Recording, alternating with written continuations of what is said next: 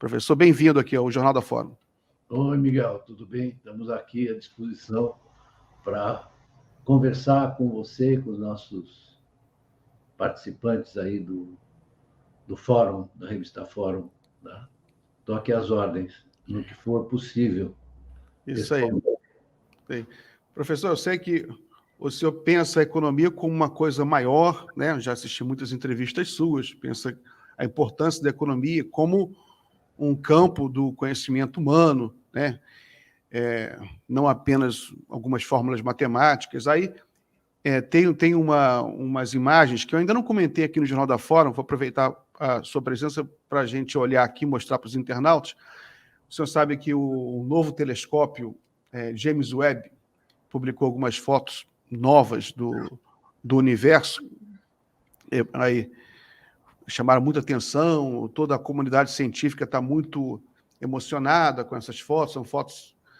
Algumas dessas fotos já existiam, já eram conhecidas, só que a nitidez, algumas são realmente muito novas, essa aí, se não me engano, é nova, isso aí, se não me engano, que eu li, são 5 galáxias, né? A gente vê 4, mas tem uma atrás, 5 galáxias que elas dançam, giram uma em torno da outra. Então, essas fotos realmente são muito bonitas. Tem essa aí também, né, que é uma nebulosa, o pessoal chama de maternidade de estrelas, né? As estrelas nascem aí. Então, tudo isso tem várias galáxias dentro disso, é uma coisa assim realmente muito grande. Tá bom, Guilherme. Então, só para a gente começar, lembrando essa conquista aí da ciência, para a gente falar um pouco dessa relação da ciência no sentido grande da palavra, amplo, humanista, com a economia, né? Aí depois a gente vai falando um pouco de política, até a gente entrar um pouco aí nas eleições. Vamos começar por aí. Né? O que o senhor acha que o universo, que a astronomia, né, tem para ensinar para a economia brasileira e mundial? Pois é, a ciência, no seu processo de evolução e de questionamento, né, de umas teorias por outras, né? Digamos, a física newtoniana, por exemplo, e a astrologia, a astrociência, digamos, newtoniana, elas foram sendo superadas progressivamente pela capacidade de você criar instrumentos de observação mais potentes, né? E aí surge uma teoria, né, do movimento do universo, do nascimento a partir de um coágulo do espaço-tempo que explode e vai se desenvolvendo, né? Então, você tem a discussão do movimento do universo, né?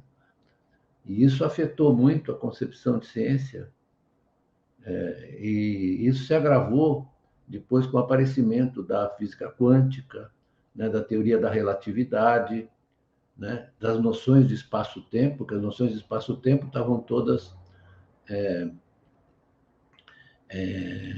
assentadas sobre a física newtoniana, né, e que levou, por exemplo, à filosofia kantiana das categorias transcendentais de espaço-tempo, né, que davam capacidade de entendimento dos agentes sociais, né, das pessoas, né, ou dos cientistas, e isso foi transformado depois numa relação espaço-tempo muito mais avançada e mais explicativa, né, do Einstein, na teoria da relatividade geral, sobretudo, e na física quântica, né?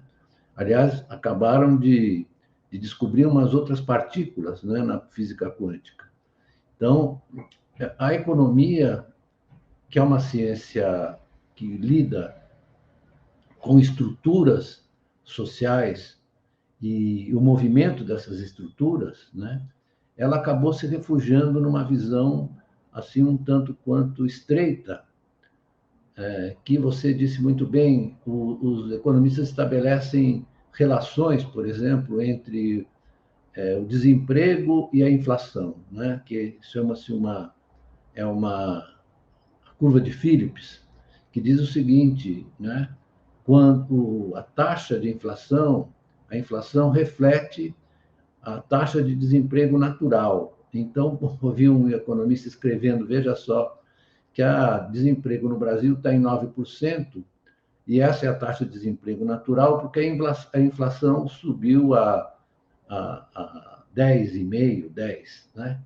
Você vê que o tipo de raciocínio é binário, né? Que eu chamo de raciocínio binário, porque você tem uma inflação que decorre de um choque de oferta, que você tem o choque dos combustíveis e dos alimentos. Eu vi que nos Estados Unidos hoje a inflação subiu a 9,1%, não é? Que é altíssima. A inflação mais alta nos Estados Unidos, conhecida nesse século, foi de 13% em 1978, quando você estava depois do primeiro choque do petróleo. E os processos são muito semelhantes, porém, a economia encolheu a sua visão, encolheu os seus instrumentos, ao contrário do que está acontecendo com a física, com a astrofísica, com a teoria dos quanta, né? A física dos quanta, etc., isso que está ampliando o seu espaço, na medida que amplia o espaço, Miguel, você vai suscitando novas questões, então você vai colocando em dúvida aquilo que foi conquistado. Isso é o progresso da ciência. Se você não tem dúvida, você certamente vai ficar congelado num estado que não consegue entender os passos seguintes. É o que está acontecendo com a economia. Por quê? A gente tem que tentar explicar por quê, né?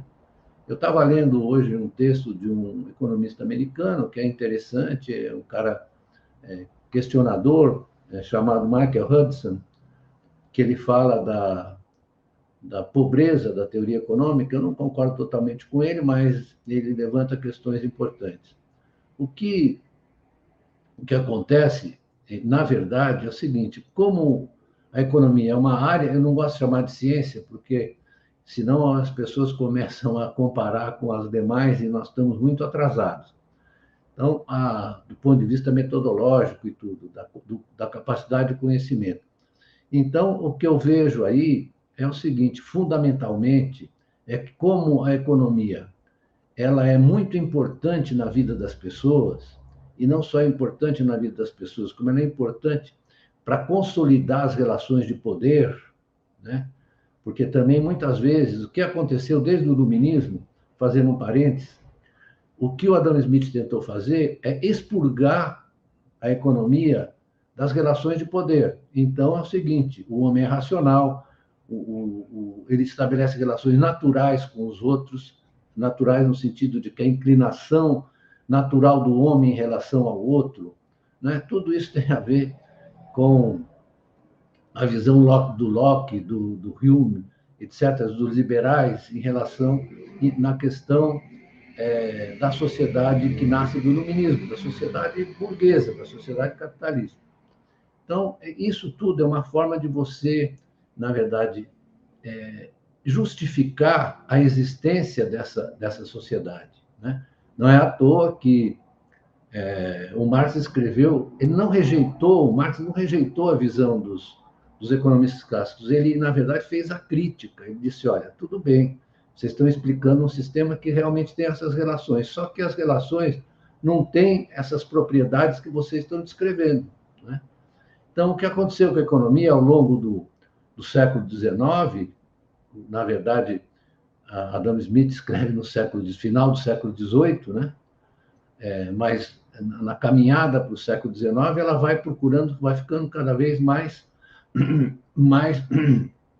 despojada da sua capacidade crítica, de compreensão, né? E vai se tornando uma justificação. Então, quando você parte para os economistas marginalistas, por exemplo, em que aí é o valor-utilidade, etc., fica cada vez mais clara essa dimensão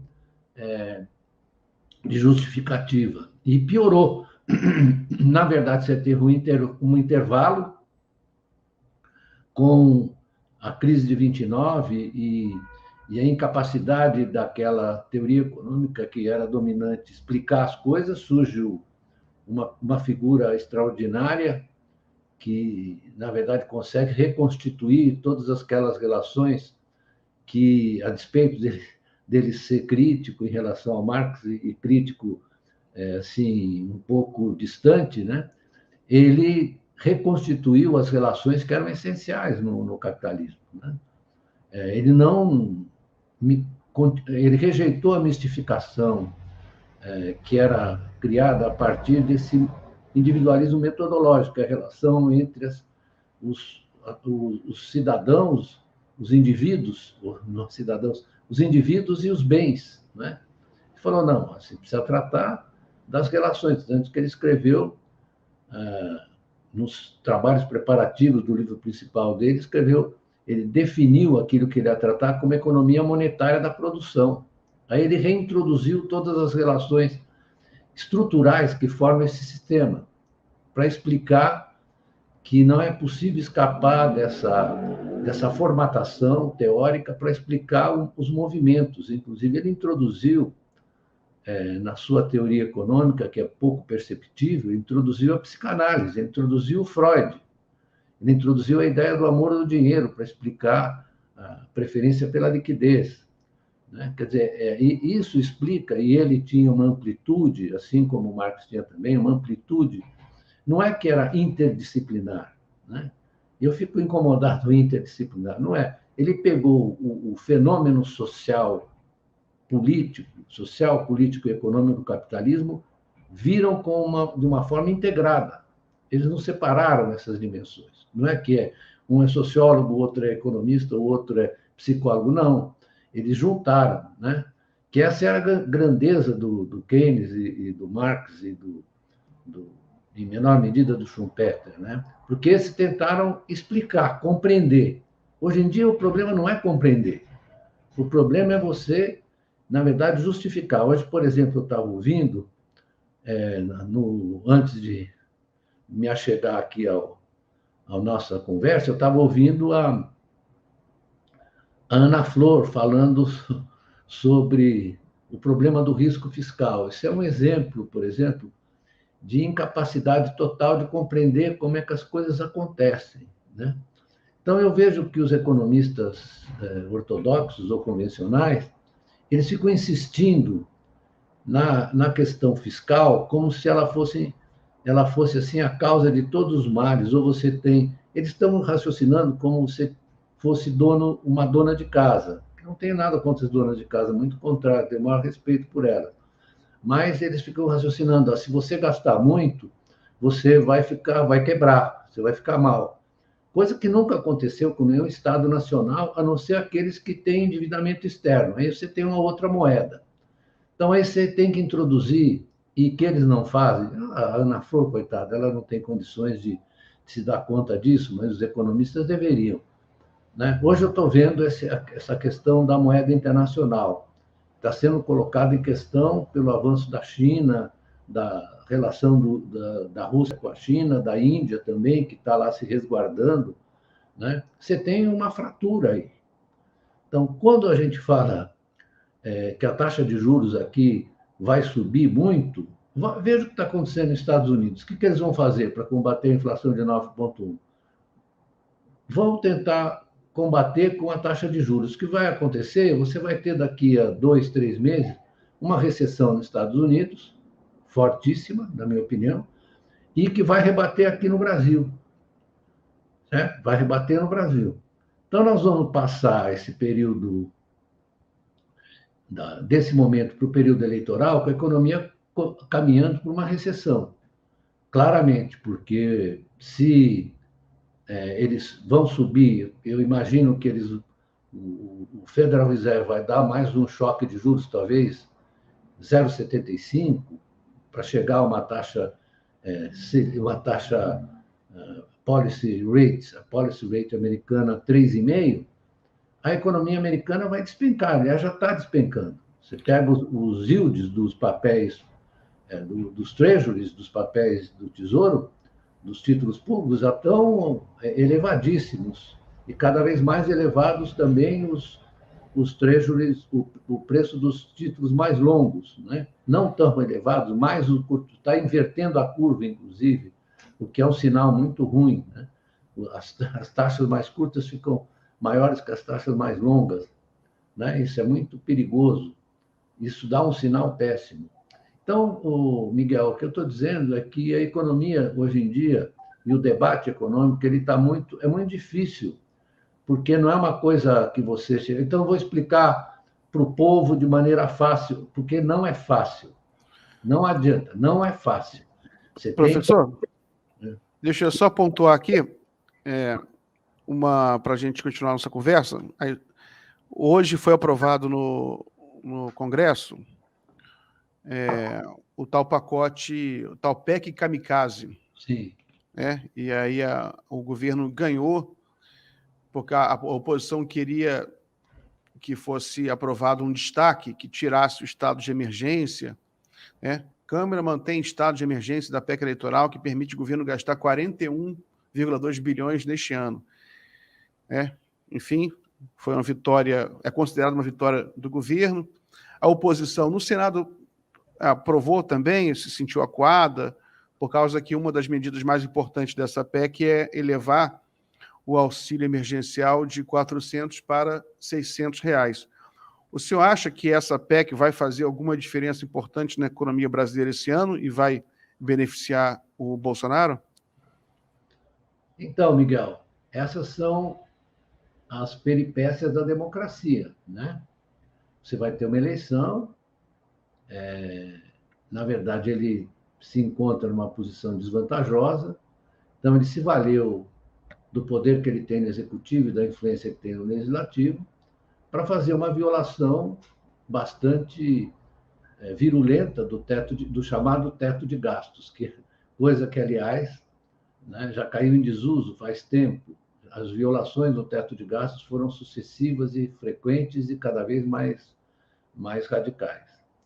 Então, o que a gente tem que olhar é o seguinte: por que muitos deputados e senadores da oposição votaram a favor?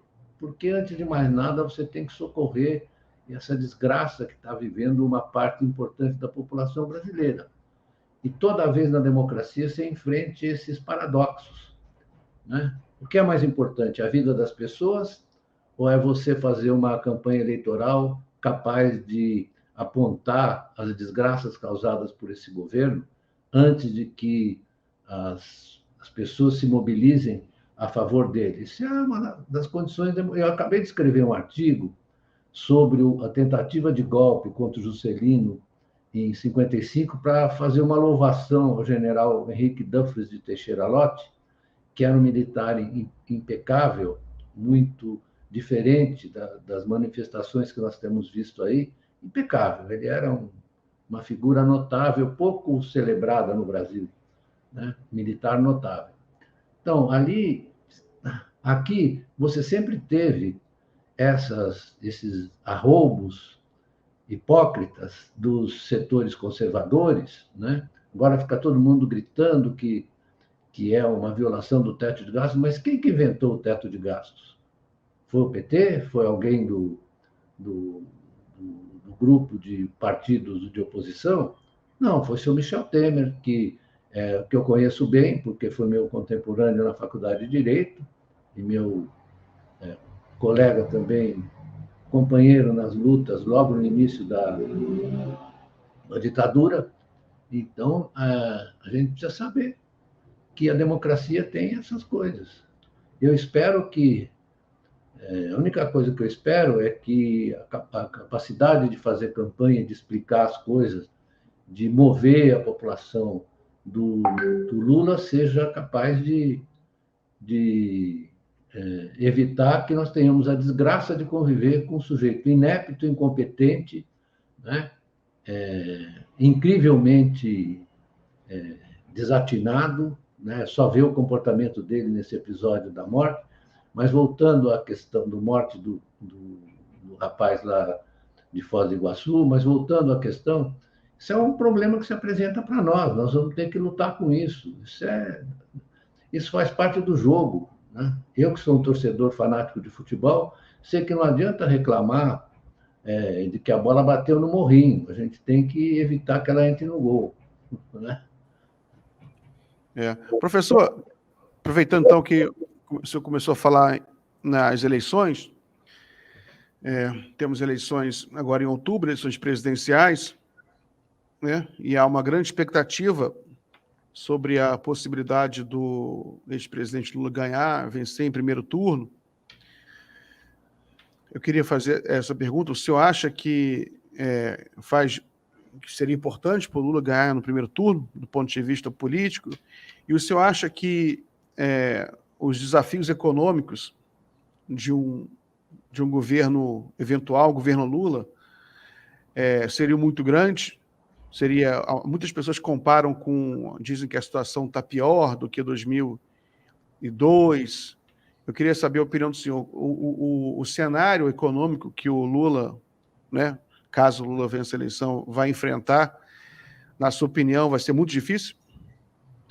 Vai ser, na verdade, vai ser muito difícil. Eu acho que a situação é mais grave do que 2002, mas o Lula soube, apesar da oposição e das críticas da grande imprensa, das suposições sobre a política econômica do Lula, tanto que ele teve que fazer a carta aos brasileiros, mas o Lula já demonstrou uma capacidade de assimilar, de negociar, de avançar, que é uma coisa notável, né? Eu conheço o Lula desde os anos 70, quando ele era líder sindical, né?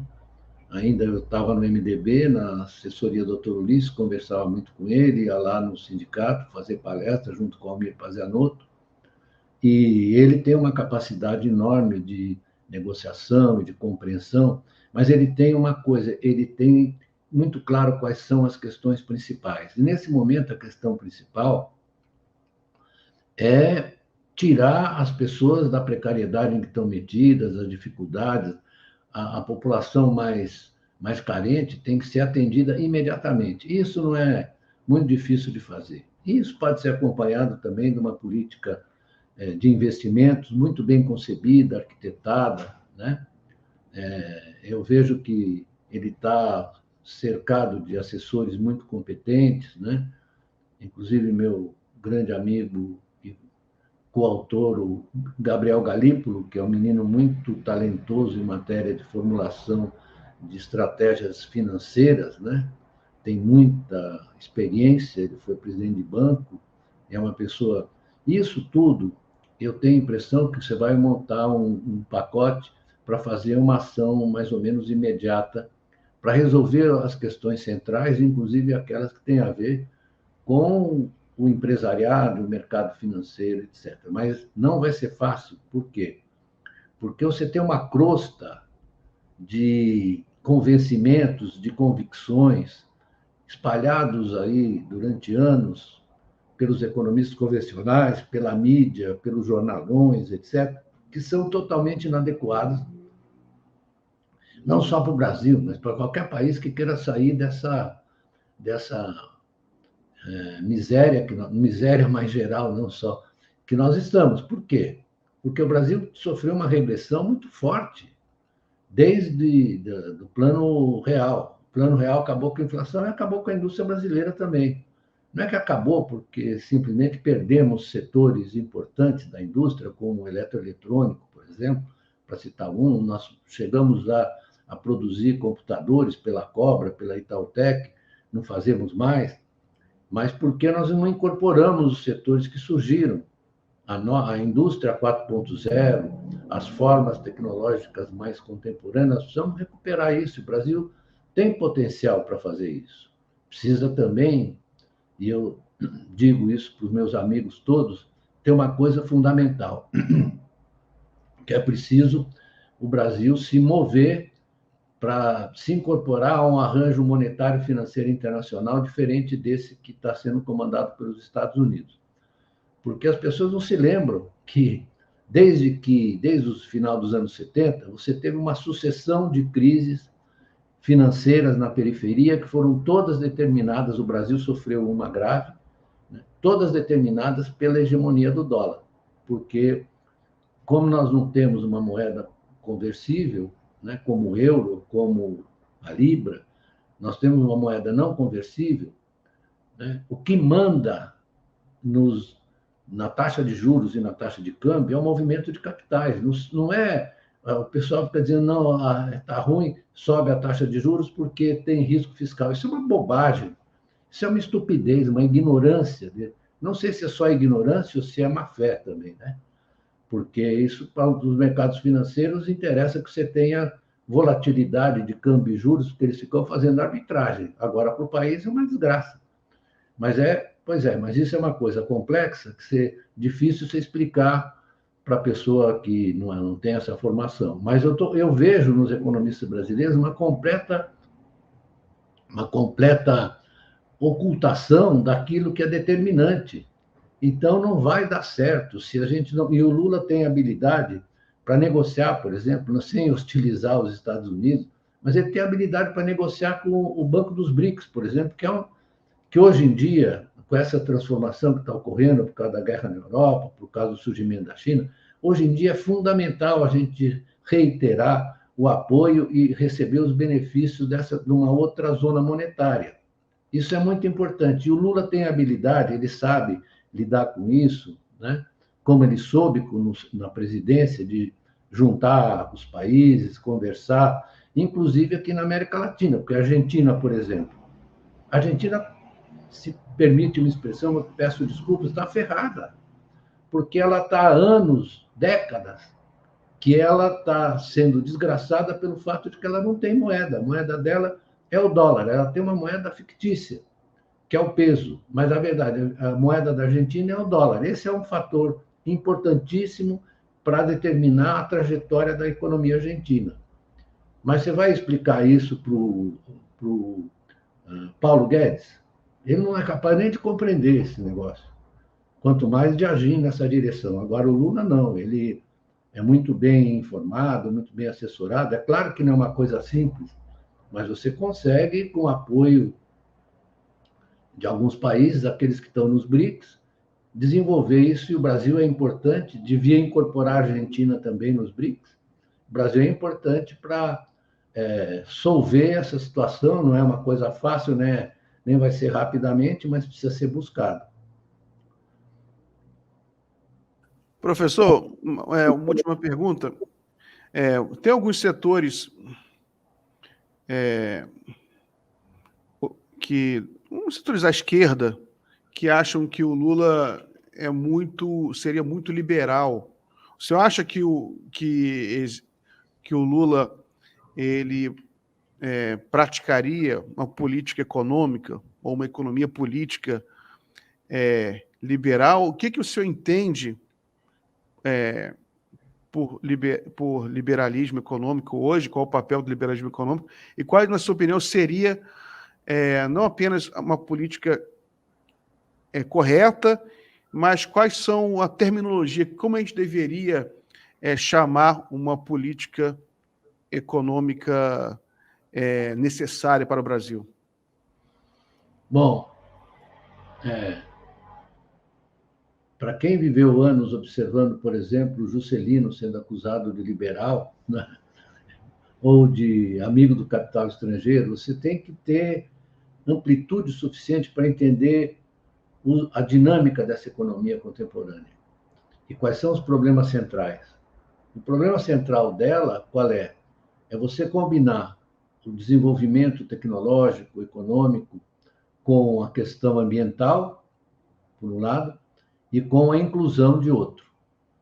Se nós olharmos os trabalhos que são feitos fora do Brasil sobre, por exemplo, desigualdade, tem um trabalho da Universidade de Cornell chamado o Índice de Desigualdade Econômica, que mostra que, a partir dos anos 80, se aumentou isso tudo no mundo inteiro, né?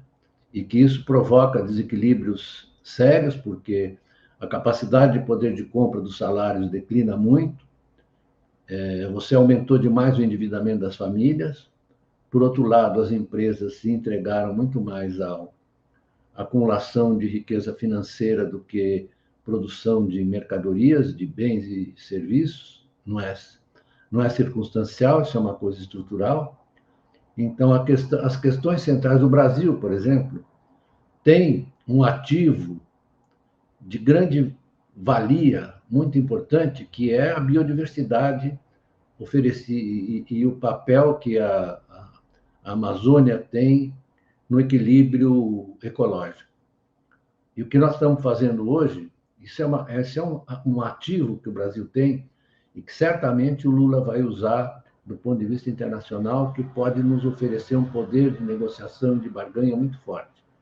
Certamente isso é muito importante, porque eu vejo muitas vezes os bolsonaristas desvalorizarem isso, que eles não têm noção de nada, né? Eles são os trogloditas. Mas isso é um ativo importantíssimo, né? Se você chegar para o Biden conversar com ele, com o Macron, com outro, isso é um ativo importantíssimo. Isso dá um poder de barganha, de negociação muito grande para o Brasil. E, além disso, tem um problema da extrema desigualdade aqui, que já é um tema universal, todo mundo está sabendo, quem tem um mínimo de seriedade e estuda, que a desigualdade se incrementou muito nos últimos anos, a partir da década de 80. Então, isso é uma questão que está colocada e que vai exigir ação dos governos, das sociedades, né, das organizações sociais. Então, e eu acho também que na montagem do governo você tem que incluir, né, conselhos que sejam capazes de representar mais o desejo da população, das várias segmentos da população, né? Isso, inclusive, pode mobilizar também uma parte do mercado financeiro. Não é uma coisa tão difícil, se for bem concebido, né? E é possível aqui no Brasil se conceber corretamente. Tem até umas ideias que circulam por aí, muito interessantes, né? Então, não vai ser uma coisa tranquila, porque você tem aqui uma massa de gente que não tem compreensão, que se opõe a qualquer coisa, são muito... Mas isso é como diz o Mark Twain, né? Eu já falei aqui e vou repetir. Ele disse que a história... O Brasil sempre teve essas dificuldades. Eu estava relendo o livro do William Wagner, né? Que é um livro excelente sobre o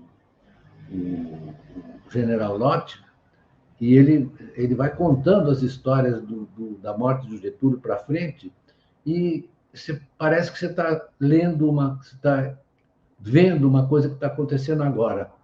Então, isso se reproduz, isso é natural da luta social, não tem como escapar, e nós podemos imaginar também que, apesar do governo, como foi o governo do Juscelino, ultra bem sucedido, né?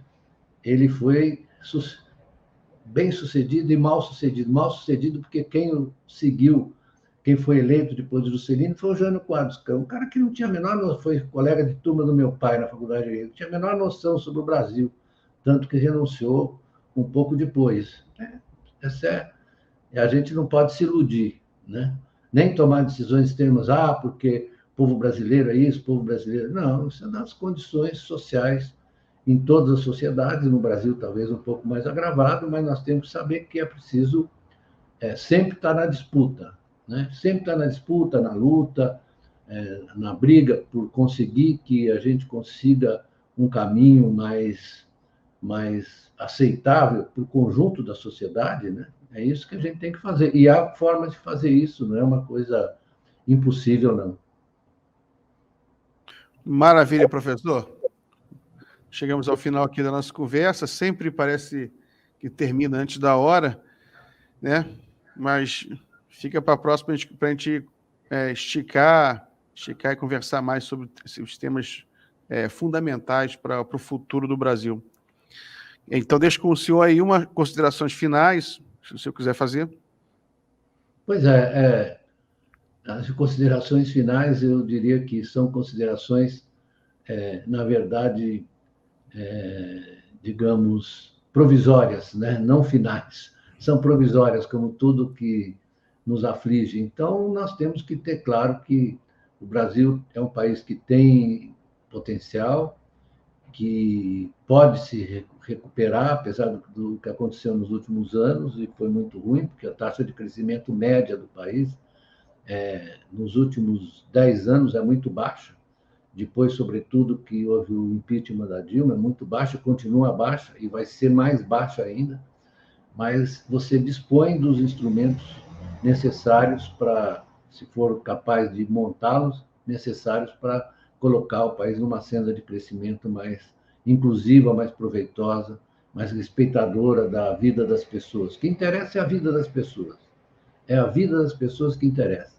Todos essas ginásticas e manobras dos economistas com teorias que são supostamente científicas não interessam. Você vai perguntar para o sujeito que está desempregado há não sei quanto tempo se ele concorda que a taxa de desemprego natural é 9%, né? Ele não vai achar engraçado esse troço. Muito bem, professor. Muito obrigado pela entrevista. Um grande abraço. Um abraço. Até a próxima. Até a próxima.